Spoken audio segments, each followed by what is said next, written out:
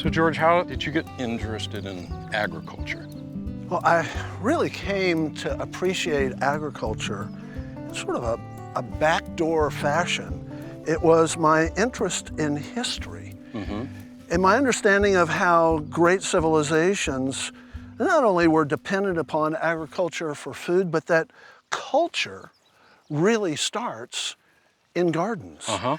In all of the great cities and civilizations of the past, I just sort of followed the footnote trail in history. I would look at the history of our nation and its heroes and then discover, Thomas Jefferson's love of agriculture. And that caused me to think of first principles. And following that further and further back, you start to see all of these connections, and it starts to make sense why it is that God puts the beginning of human culture in a garden. Yeah. And that's where Adam and Eve began their life, really, is after being created, they placed in that garden. And it becomes the spawning ground for the richness and diversity of culture itself, of art and music and literature and ideas. I mean, you just look at, say, a magnificent strawberry like this, and immediately you see incredible complexity. It's a beautiful thing, incredibly well designed for sustainability. You see all of the seeds, the rich, vibrant colors, the magnificent taste, the nutrition, and then you start to consider all of the other things that Adam and Eve would have seen in the garden that would have been bounteous in their diversity. You start to see the genesis, literally, of all of human culture. That fruitfulness of the creation that God had made. Not Adam and Eve, but also all of the creation. And that then becomes a model for the fruitfulness of Adam and Eve themselves and their lives in the years that would come afterwards. So that takes us back to the original garden. How do you see all that, and what are the implications of looking at Genesis from the historical perspective? Well, in the same way that I think we can trace the creation of ziggurats and pyramids to an early time where people were trying to get back to the mountain of Eden, because in Ezekiel we're told that Eden was actually on a mountain. I think we can see that the proliferation of gardens in the heart of the life of men as they began to spread out across the earth, the one common thing that we see over and over again in every civilization is the desire to have gardens. It points to this sort of linear trajectory from the early chapters of Genesis all the way through the history of mankind.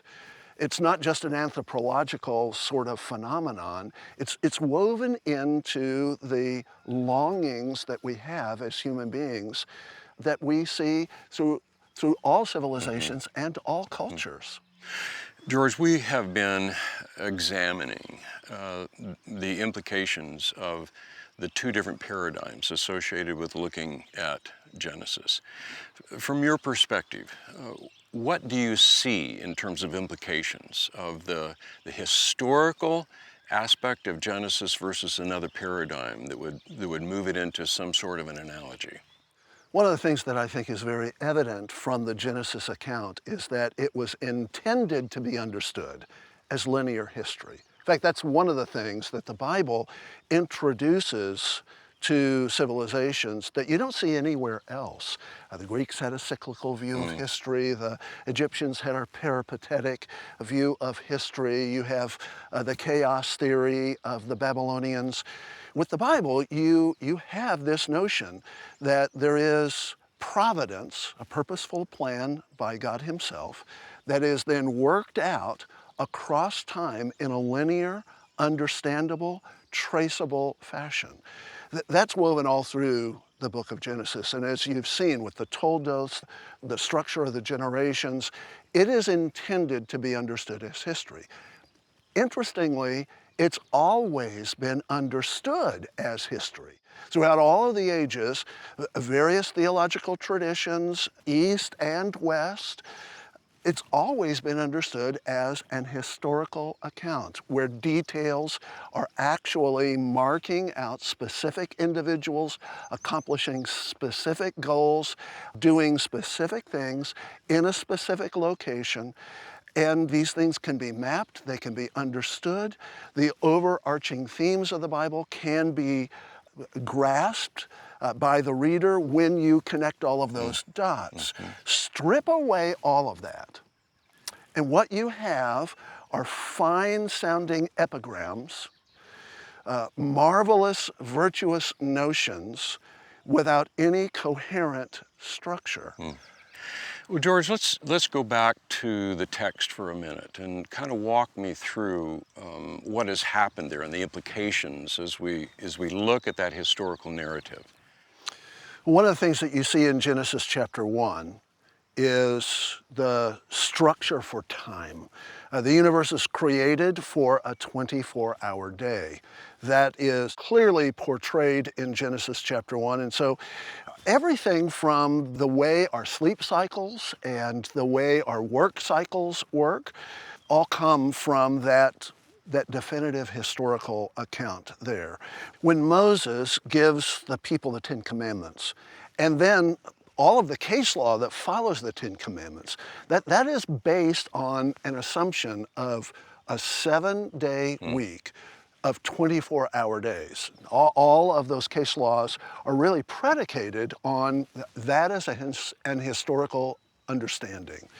When you get to Genesis chapter 2, you start to see the meaning and purpose of man, what man is here for, that the creation was actually ordered in such a way to facilitate man's purpose, man's destiny, man's calling, even man's relationship with the created order itself. Of course, in Genesis chapter 3, we see the disruption of everything by the fall.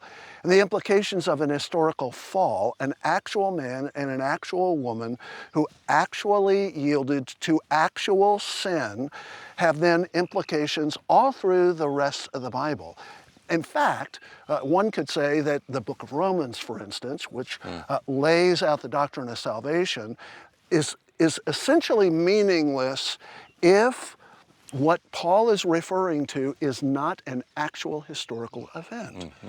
When we get to Genesis chapter 4, we start to see the implications of chapters 1, 2, and 3 now applied to culture and the spreading of men and nations across the face of the earth. That continues all the way to Genesis chapter 11.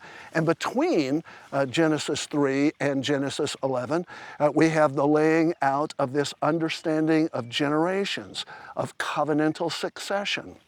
In Genesis chapter 6, we have the great flood all the way through Genesis chapter 9. If you start to have localized floods, then you actually rip the roots out of our understanding of covenant, out of our understanding of judgment, out of our understanding of promise, the character and nature of God's faithfulness to fulfill His promises.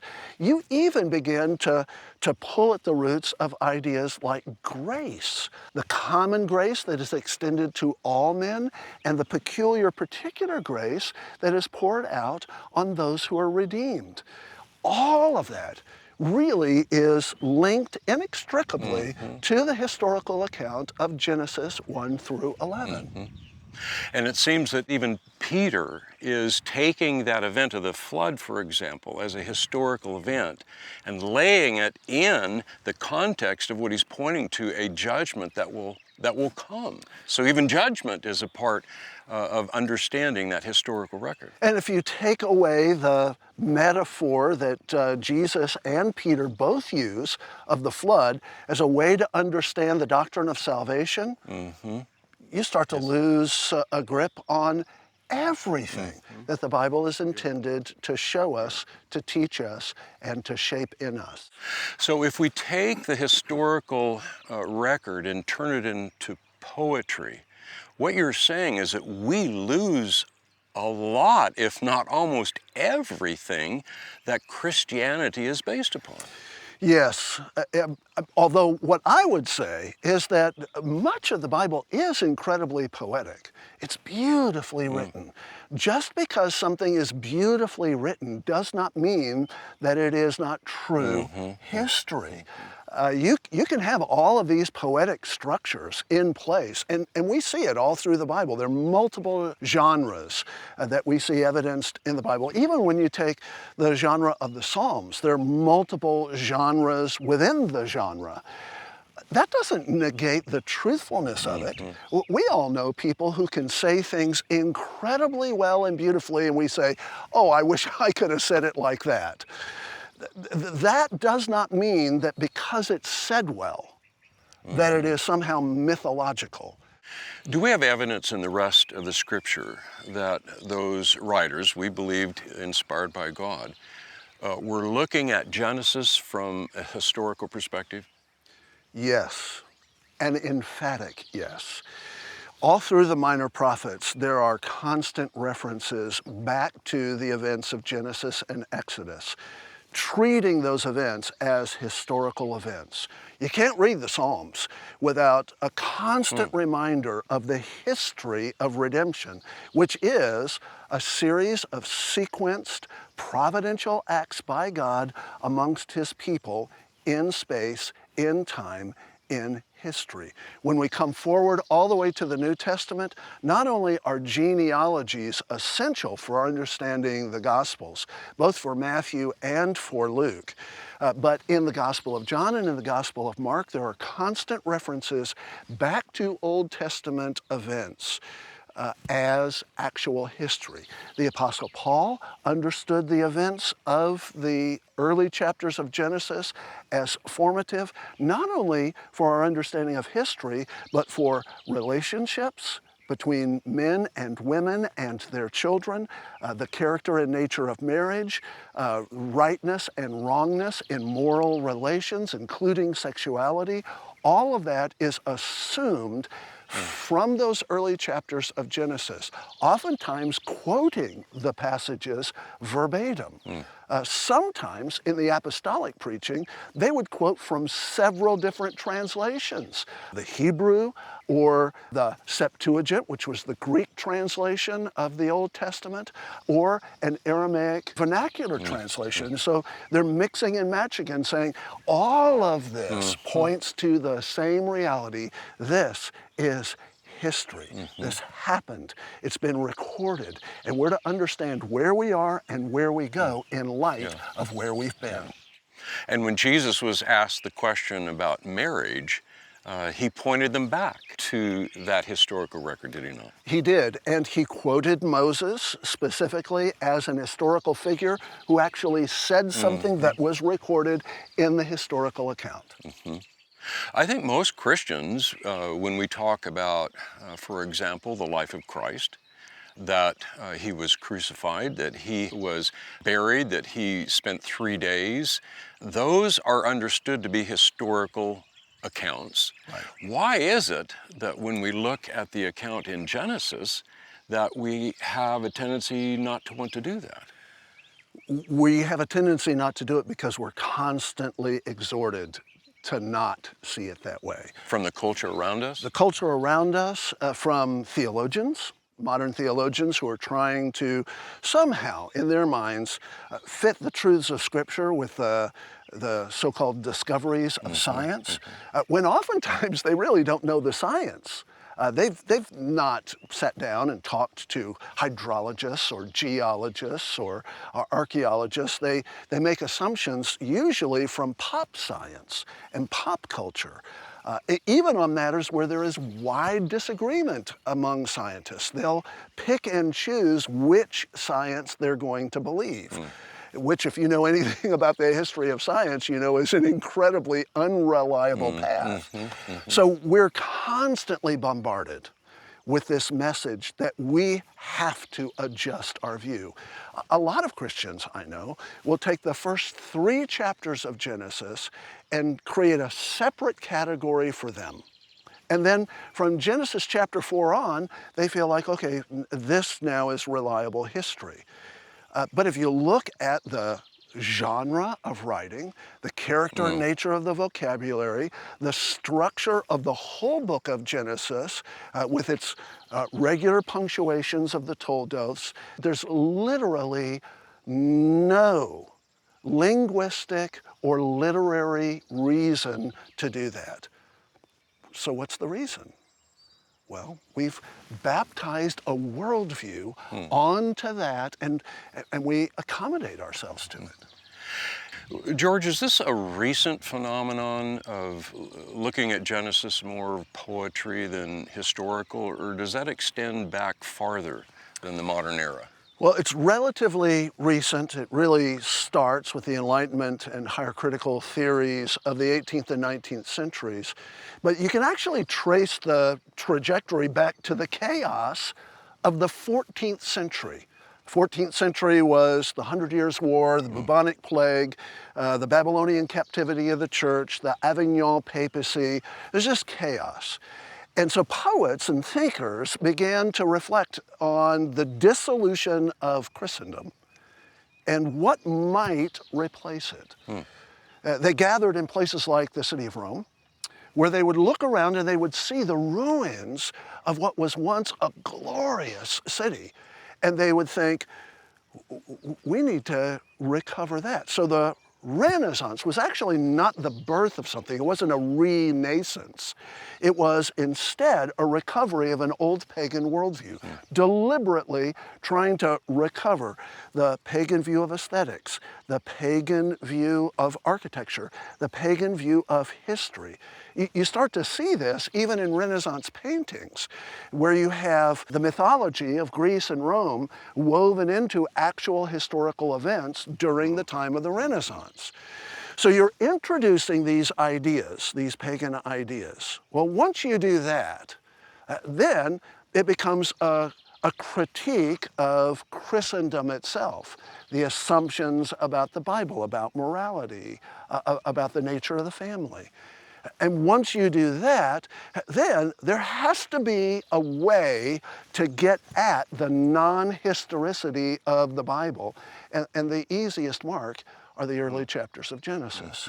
That's where the higher critical theories come from. The Enlightenment, which really was a darkening of the thinking of man and the narrowing of the thinking of man, comes directly out of the Renaissance and the recovery of all of those pagan ideas. Suddenly, Aristotle and Plato become much more authoritative than Moses or the Apostle Paul.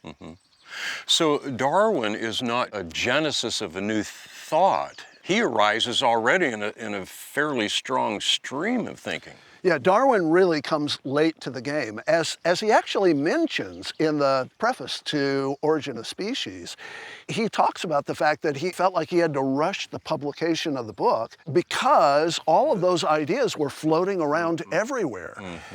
In a sense, the evolutionary ideas of the ancient Greeks, that pagan view of cyclical history, of sort of an evolution out of chaos, and then a return back to chaos, and then an evolution back out of it, that becomes kind of a reigning assumption for many intellectuals in the West who were trying to throw off the shackles of Christendom. So what Darwin did was he went looking for proof of his assumptions. He's operating from presuppositions, and he goes looking for proof. If anyone actually reads Darwin's works, you start to realize there's not a lot of science there. There's just a lot of assumptions, and then picking and choosing peculiar examples that might illustrate his presuppositions. There's no scientific evidence there, just a lot of observations and suppositions. Those observations and suppositions come out of that Enlightenment, Renaissance recovery of a pagan worldview. It's a step back in time, not a step forward.